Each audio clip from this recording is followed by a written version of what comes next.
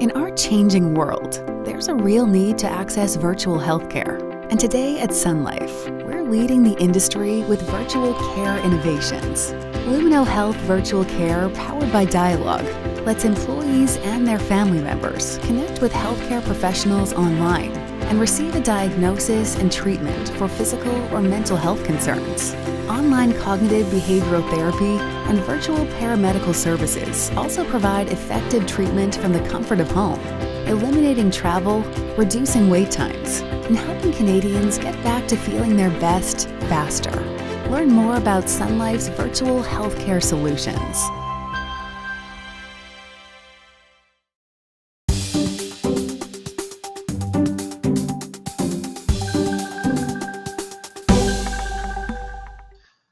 Patrick, pose this question to you. So what are you seeing in the market in terms of what small business owners are looking for and asking for when it comes to benefit plans?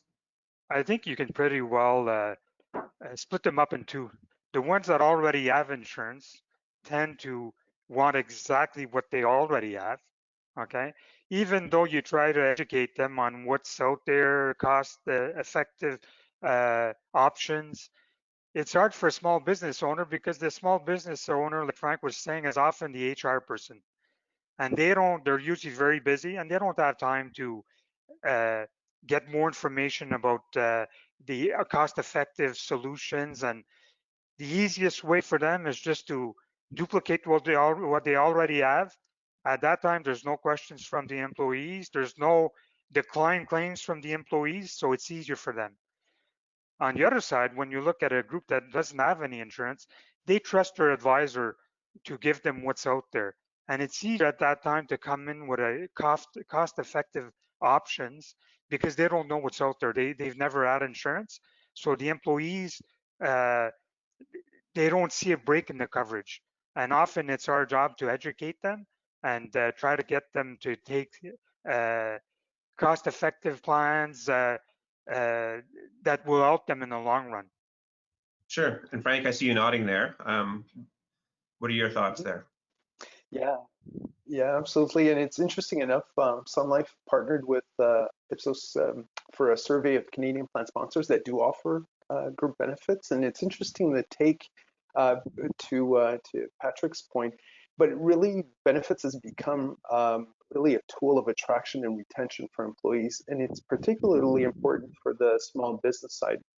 The survey showed that about 53% really look at a benefits program to attract and retain staff. And I laugh because I think of, the pandemic has created so many challenges for plan sponsors at the beginning. So the lockdowns and really retooling their business, figuring out how they can keep the doors open.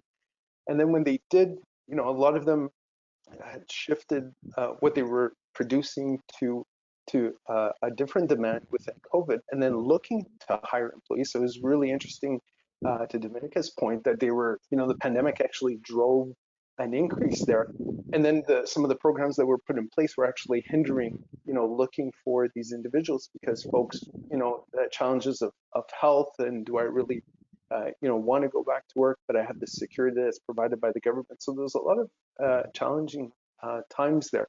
But clearly, the benefits program is there to attract and retain talent. What we're seeing in the marketplace is employers and employees are looking for a little bit more flexibility. So of course, when the challenges with small businesses, you can't come up with a cafeteria style plan or offer too much flexibility because of underwriting guidelines and everything that goes with that. But there is ways of adding some flexibility into plans, and I'm thinking of healthcare spending accounts and personal spending accounts where employers can provide, some funds to the employees, and they feel more empowered to be able to spend their benefit dollars on items that they find the most attractive. So that we're seeing a lot more of a push for healthcare and personal spending accounts. And then one fact that really struck me from the survey is 67% of employees would actually prefer to keep their benefits plan over a $5,000 increase in salary. I found that pretty striking. So we really see the importance of benefits as their overall total benefits program. Yeah, that is a striking number. I mean, a lot of people would say, I'd love a $5,000 raise, but not at the cost of losing benefits, clearly. Dominica, We didn't survey both. Sorry, yep. I was just going to say we didn't survey both, so I'm pretty sure they would like benefits and the 5,000, but that wasn't part of the survey. Yeah, and Dominica, one thing that Frank said that was interesting that we often hear about is that benefits will often make a big decision for employees when making a decision to join an organization or even stay. So has that been your experience when you're looking, at staff? Is that a make or break decision, the level of benefits?